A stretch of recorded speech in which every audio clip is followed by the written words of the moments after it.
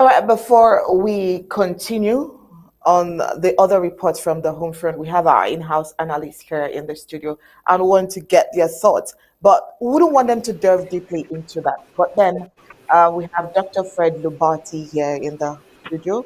We also have Barrister Tim Bees here. Can see Barrister Tim Bees here. I can also see Barrister Freedom still here.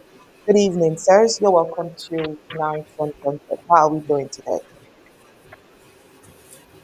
Thank you for having me. Thank, thank you, Onye, for having us today. All right, Dr. Lobati, I've not gotten your feedback. I just want to be sure we can Yes, hear each other. can you hear me? Thank you very much. Can you hear me? You Oh could yes, hear me, very right? well, very well. Thank Thank you, you. gentle. Thank you, sirs, for coming. I wanted to call you gentlemen, but then let's leave that aside. All right, you're welcome to today's briefing. We are aware of what the implications of the TPS, what it can mean. That's by the way. We are also aware that Dr. Martin Mungwa is on the other side to also give an in-depth analysis and government's position on the TPS. So we may not delve deeply into the TPS. But what we can do as Ambazonians is just to air our thoughts, what we think. I don't know if we don't have so much time, so we couldn't play the full length of the president's speech. But with what we know about the TPS and how it has benefited Ambazonians for the time that it has been, I want us to just say a few words briefly about what we think. Then probably later on, when Dr. Martin Mungwa is done giving the government's position, we can then return back to give analysis of what we think of what Dr. Mungwa has said, and of course what President Sako has said as well. But for now, let's just give our thoughts about their speech and what the TPS is at the moment. Let's start with Dr. Fred Lubati. Wow. Thank you very much for giving me the honor to express my thoughts, initial thoughts about this.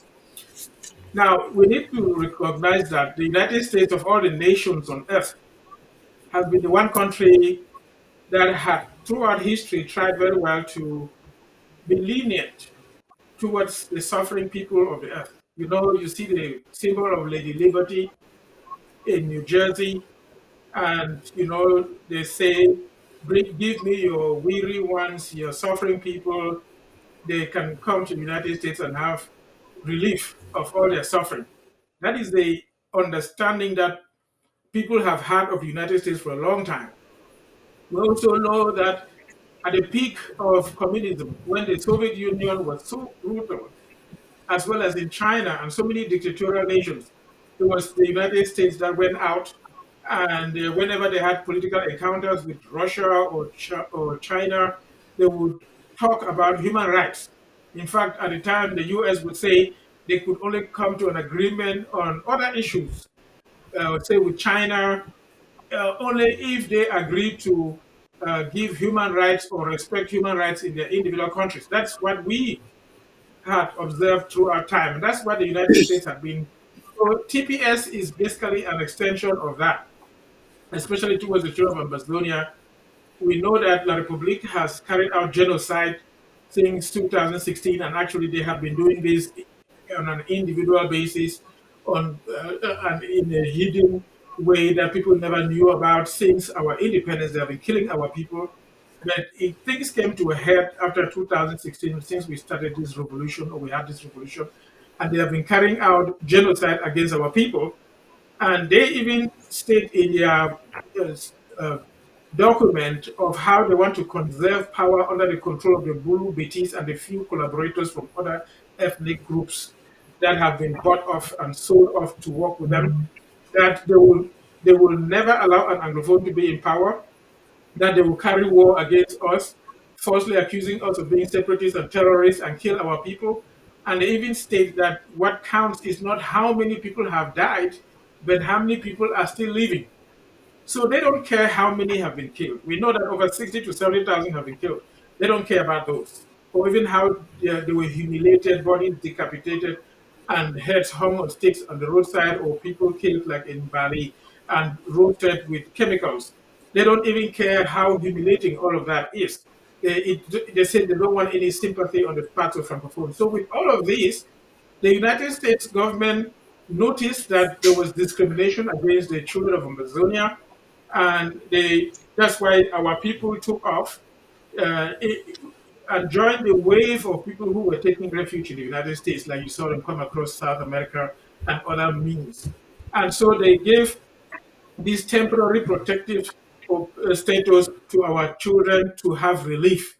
And in the process, they were being, verified whether they are true refugees and granted, an improved condition or status to live and work in the United States. Uh, Unfortunately, the very francophones that have no pity on the anglophones or the children of Amazonia, that actually fully pay and participate in the genocide in southern Cameroon. Some of them have taken advantage of this temporary protection status and came to the United States and want to use it to stay in the United States. We actually saw one of their hardcore CPDM Bulu guys who used to be a government minister, a high-ranking government person in La Republique. When they picked him up and put in a plane, he was fighting not to go back to La Republique because they know that La Republique is not a good place to live in. So anyway, those are my few thoughts about that. In terms of getting rid of it, I think that at the end of the day, I have the feeling that this current Secretary of State, when he was senator, he knew about our plight. He was sympathetic about the situation of the children of Amazonia. He tried to speak on behalf of the Amazonians. I know that Trump had gone to the United Nations at the peak of our revolution when La Republique was destroying all internet connection to get us off social media so people would not see the atrocities we were committing. And he spoke there about the regime cutting off internet.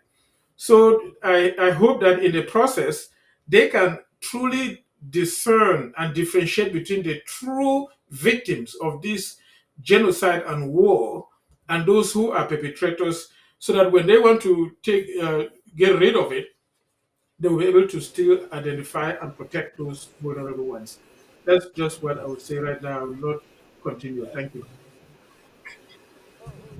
Oh yeah. In as much as I would have loved to get your heartfelt feeling, because I wouldn't know how the message came to you. I really wanted to know how you feel. I wanted to feel your emotions, but I will let that pass. Probably when Dr. Mungwa is done, we'll come back to what you would feel. Barrister Fru, do you have some feelings towards this that you want to express to us tonight? Yeah, thank you, Onye. I just want to say that at the time that TPS was being introduced, there were about 1,700 Cameroonians on the removal list. And all of them, most of them, if not all, were granted TPS status because of the war in Cameroon. And the war specifically was in Ambazonia, which they refer to as the Northwest and Southwest. And since then, a lot of people have escaped that war and they are here. And some have joined the TPS wagon. And what are the advantages of TPS at the time? You are granted 18 months renewable as long as the conflict is still there. And you stay here, you have a driver's license, you have a social security number and a work permit to work, for you to work, for you to work. So that is what I know about TPS. But different people do TPS differently. But the way I view it is that it is a temporary visa that is granted for you to be here. You are not permanently here. And when the conditions for what prompted them to offer you that TPS are no longer available, uh, they can withdraw the TPS. The administration in place can withdraw the TPS and require you to go home. That is what I know about TPS. Uh, Now we have come to a point where the war is still raging on our territory and our children are being slaughtered every day. There's extrajudicial killing and all kinds of killings taking place in our territory. and there is nothing happening. There is no war except some parts of the extreme north in La République du Cameroon, and they have used La République du Cameroon. Children have used the TPS as a stepping point to stay here, using the war in Ambazonia. Now, from what I'm hearing, that TPS will end in June, on the 7th of June for Cameroonians. What happens to the people of the Northwest and Southwest, to use their language? We are Ambazonians, but they prefer to refer to us as people of the Northwest and Southwest who are at war. The war has not finished. So what is going to happen to us? That is what our government, led by His Excellency Dr. Samuel Esamiko Sako, is working and has been working on, to ensure that our people are protected. It is his role as the head of state to protect his citizens. That is why he is working day and night with his government to ensure that at the time that it is expiring, there will be an exception to those of us coming from a war zone. So up to now, we don't know what is going to happen. What I know is that 22 members of Congress have signed a letter asking the administration to make sure that the people who are running away from conflict zone, particularly from the Northwest and Southwest, are protected under this status. So let's wait and see what happens. Whether the administration will listen to the legislative branch. Whether what happens, we are waiting to see. Thank you very much. Thank you so much, Barrister Fru. Barrister Mbase here. During the weekend, we started this discussion, but I'm well aware that you didn't have enough time to expatiate on it the way you would have loved. I wouldn't know if the few minutes that we have tonight for you would be enough for you to say the things you were not able to communicate on Thursday when we tried to have this discussion for the first time. Uh, Thank you for having me and giving me the opportunity to express myself. Stay from the clip of the president there. The president says that President Trump ran on immigration and ending this protected status might seem to be to him like enforcing immigration laws. I wish to suggest that that is true, but the TPS does not violate Trump's immigration laws in any form or shape. He still enforces his immigration policy, which is deporting illegal immigrants. But the TPS is a temporary protected status, protected from being deported.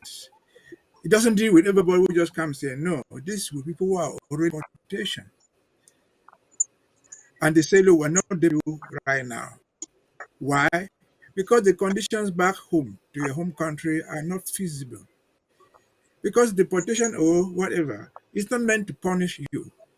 And so, like we say in pidgin English, falling from the to fire. It is the humanitarian aspect of component of immigration. Somebody is running away from hell, and then you push him back to fire. Not going to be in your house. It's possible.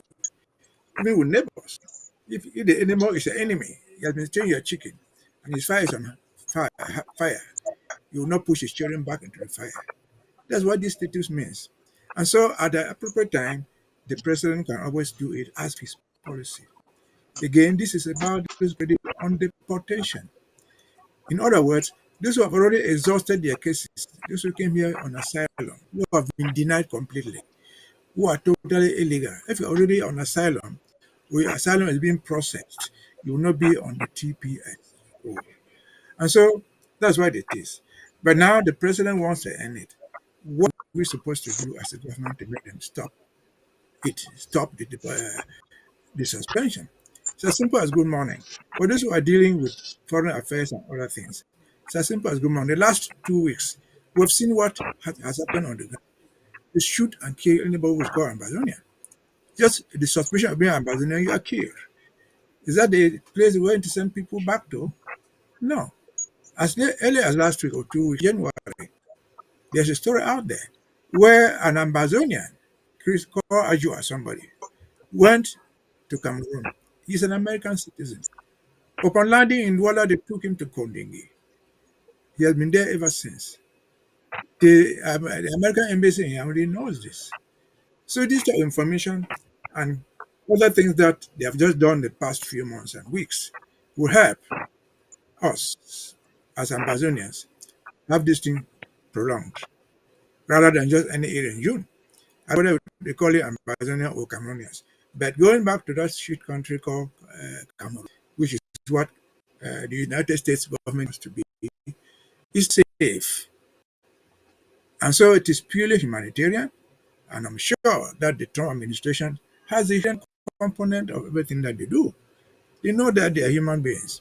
And so they should not be able to deport people there until the conditions back home have improved to accommodate you as a human being. If they're sending you to your grave, that is not acceptable. That is humanly not advisable. And so I think those dealing with this thing at the level of the State Department should just get the evidence to show that the conditions back home, what they call home, that includes Amazonia, have not improved. They have instead gotten worse. And then they can cite this example of an American citizen who carries an American passport. He lands at the airport in Douala, is taken into custody. Is that the area you want to send people back? No, certainly not. What do you? Oh well, very sad. Definitely, we can't. We may get a solution before then, but until then, we can't wait to hear the government's position, as would be read out to us by Dr. Martin Mungwa in a few minutes.